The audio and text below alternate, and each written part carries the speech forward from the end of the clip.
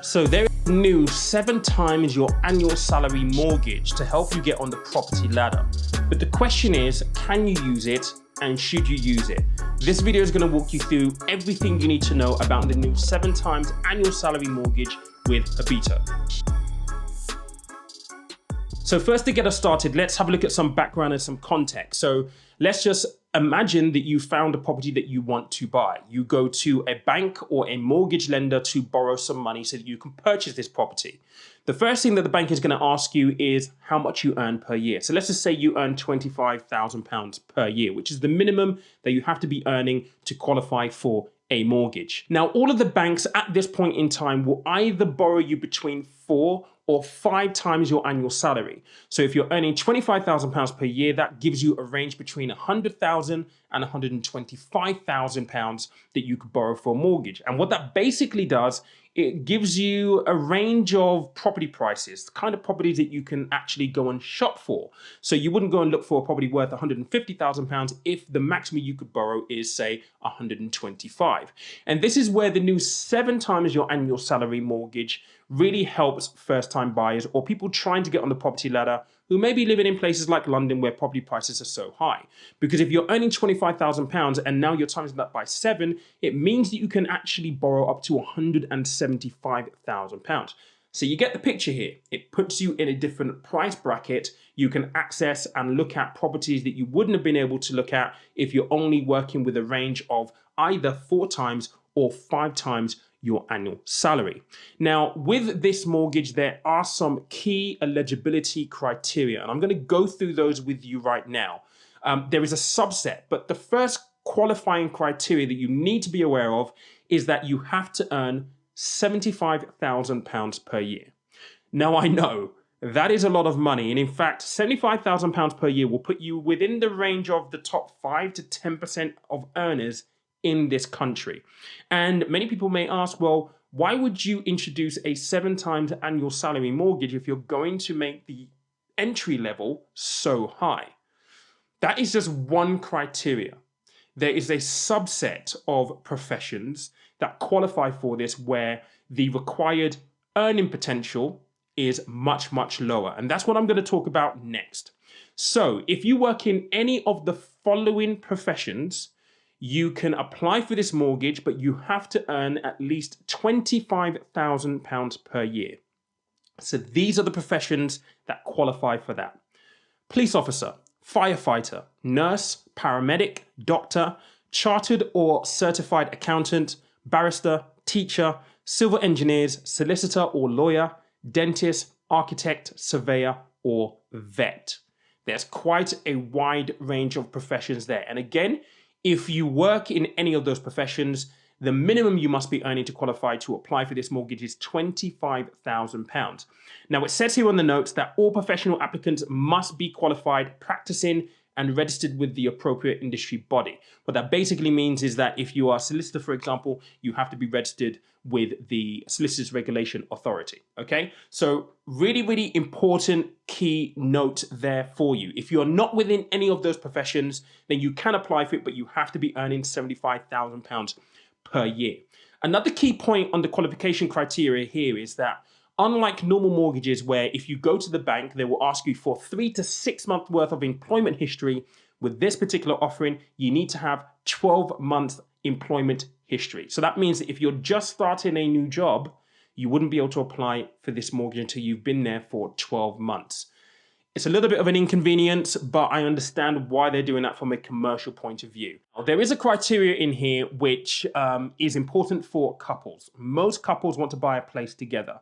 Now, unfortunately, you can't both use the 7 times your annual salary. So, for example, if you have a combined household income of £60,000, £30,000 each, you can't each use the 7 times your salary rule. Only one of you can do that.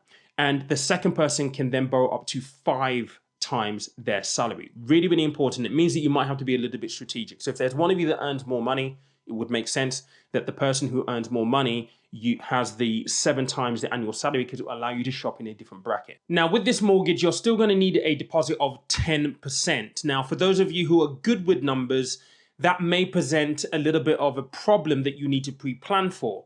If because of this 7 times equation, you're shopping in the brackets of a property worth £175,000, your deposit at 10% is much, much higher than if you're buying a property worth 100,000 or 125,000. So it's really important that you plan ahead and make sure that you've got some kind of strategy in terms of how you're going to make up that gap within your deposit.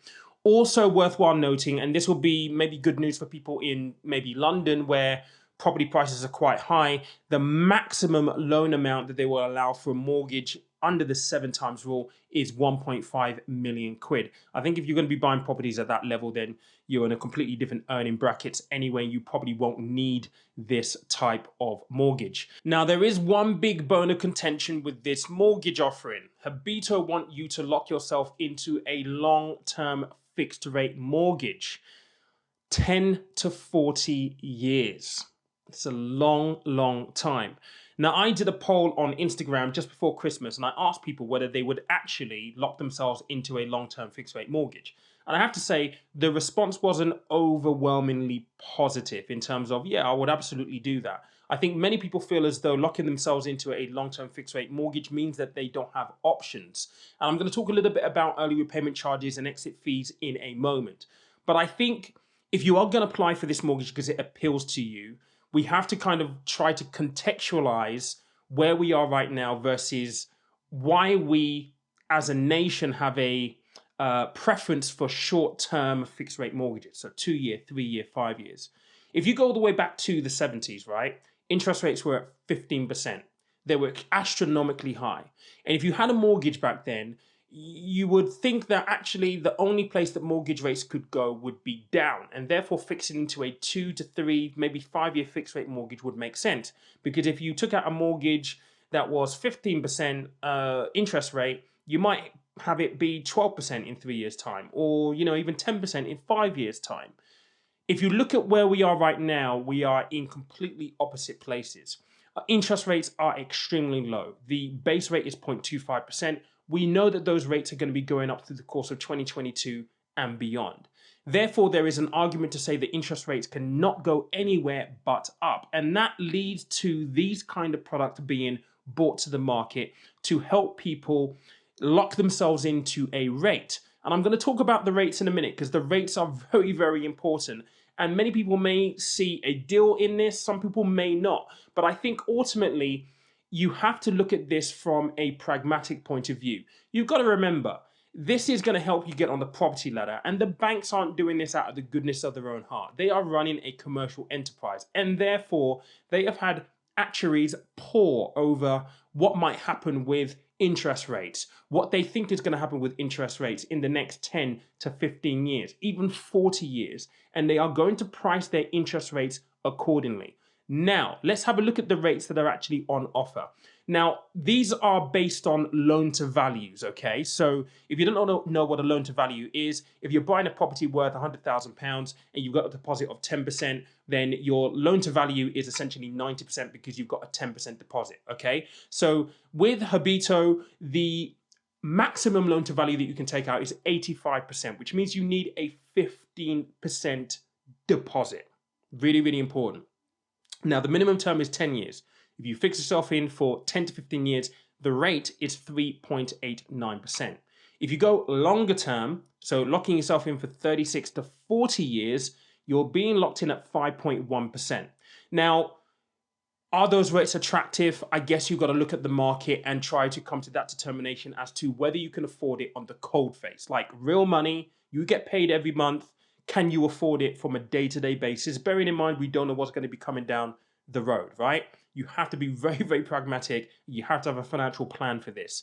What this is going to do, though, is going to allow you to plan for your finances. It means that if interest rates do go up astronomically over the next 5 years, 10 years, and you're locked in at 3.89%, but the Bank of England base rate is 5%, then sweet, you've got yourself a really, really good deal. But if rates don't get that high, you're paying over the odds.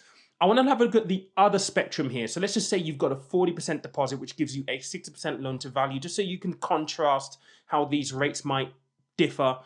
Minimum term, 10 to 15 years, 2.99%.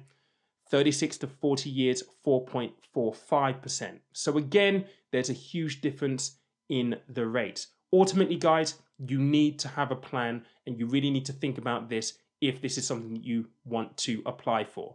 That brings us on to early repayment charges. Now, typically, banks, if you want to move your mortgage, you want to overpay your mortgage, will charge you an early repayment charge.